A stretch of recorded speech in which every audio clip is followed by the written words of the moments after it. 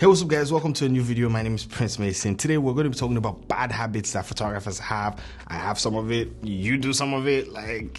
This is really common amongst photographers. So let's talk about them, and maybe me talking about them will help you address these issues and pay more attention to them. But before we get into today's video, make sure you check out my digital store where I have my Retouching Essentials pack, my skin tone lots, and also if you want some free stuff, I have some free raw files you can use to practice. I also have my eyes and teeth whitening action, my free frequency separation actions for some free lots. So definitely go check it out. Put a link in the description below. So let's get straight into today's video. What's the first bad habit that I see that a lot of photographers have? The first one is fixing it in post.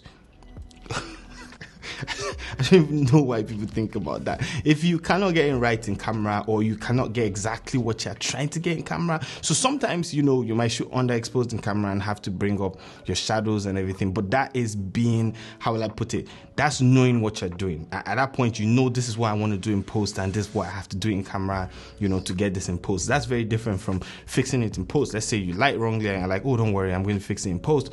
Or maybe a makeup artist is doing something and she doesn't do it right, and you're like, oh, don't worry, it's fine, I'll fix it in post. If you can't get it as close to perfect as possible in camera, then fixing it in post becomes a chore that you really do not want to embark on. It's just so much hard work, and at the end of the day, you're moving pixels around and your files might not look as good as they should look, or at the end of the day, you might not even be able to fix it, or you spend so much time doing that, and we all know that time is money. So stop trying to fix stuff in post. Make sure you get your images looking as good, as crisp, and as nice as possible, or as close to what you want in camera before taking it into post. So that's the first one. So the second problem I see a lot of photographers have is not backing up their files, because they feel like, oh, you know what, it's fine, nothing's going to happen. I mean, I've been using this hard drive for like 10 years and nothing has happened to it. The moment you lose your files, then you realize that a hard drive that is probably worth $100 will cost you about $2,000 to retrieve. So it's just do the math, just do the math.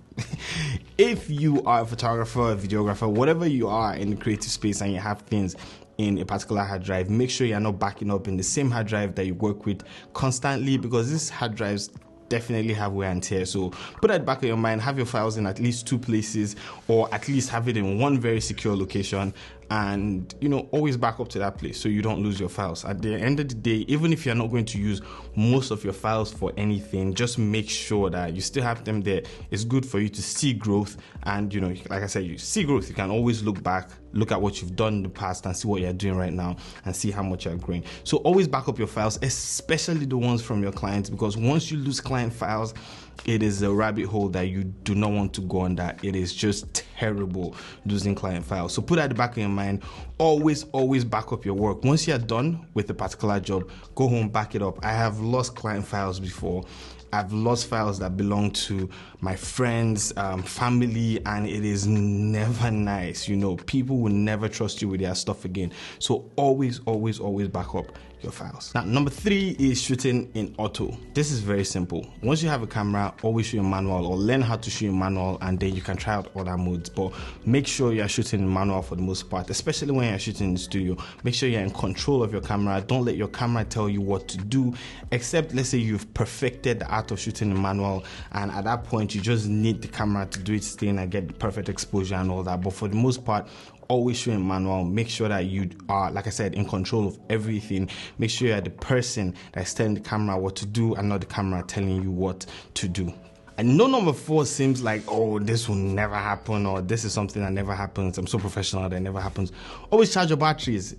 For some reason, I personally always forget to charge my batteries almost all the time, but it's something that you have to do regularly. Once you get back from a shoot, take your batteries out and start charging them. I have gone to photo shoots with batteries that have been depleted, and I have to be charging one of them while I'm shooting, then I have to take that out and swap. It is just crazy. It makes you seem incompetent if the client finds out, and if the client does not find out, it just makes you agitated throughout the shoot. You're hoping that you don't run out of juice, and you're hoping that your camera is just going to hold up and you can get the right shot, or sometimes you miss the shot and you just feel miserable. So always charge your batteries. Like I said, it seems like a tiny thing, but it's something that a lot of us don't do. I don't do it a lot too, and right now I'm glad I have an assistant that can help me with that. But regardless, just make it a habit of always charging your batteries.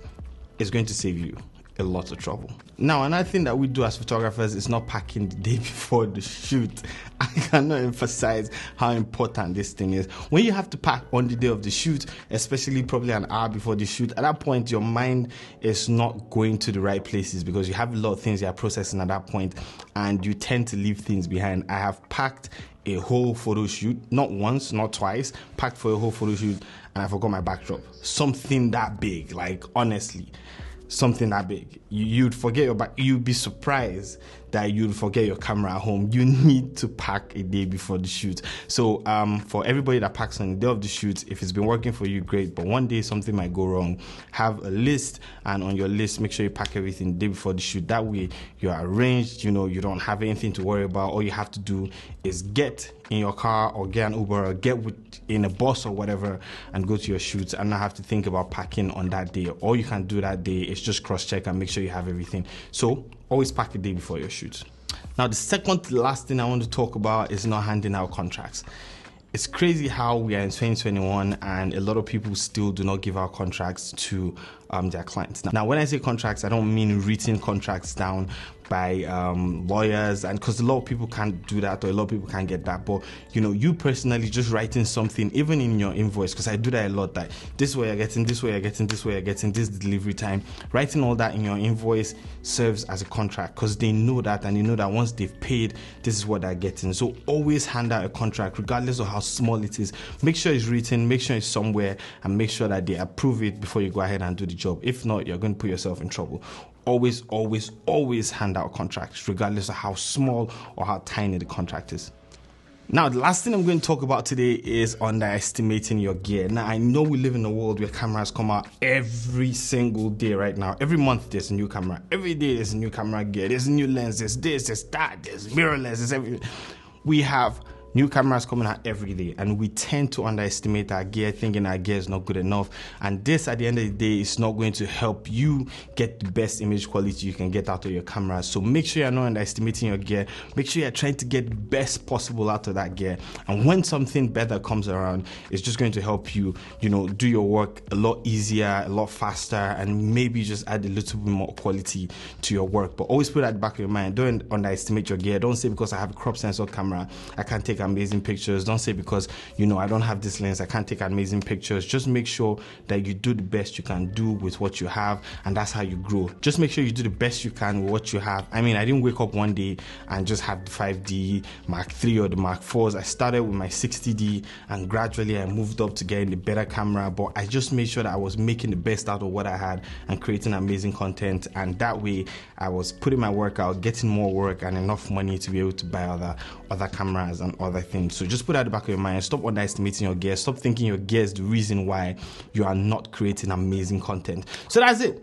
It's simple, easy, straight to the point.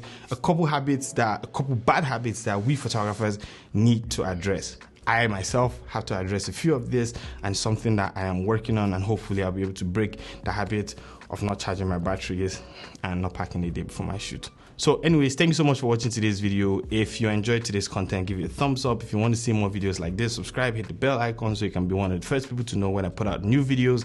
And that's about it. My name is Prince Meyson. Thank you so much for watching today's video. Stop your bad habits.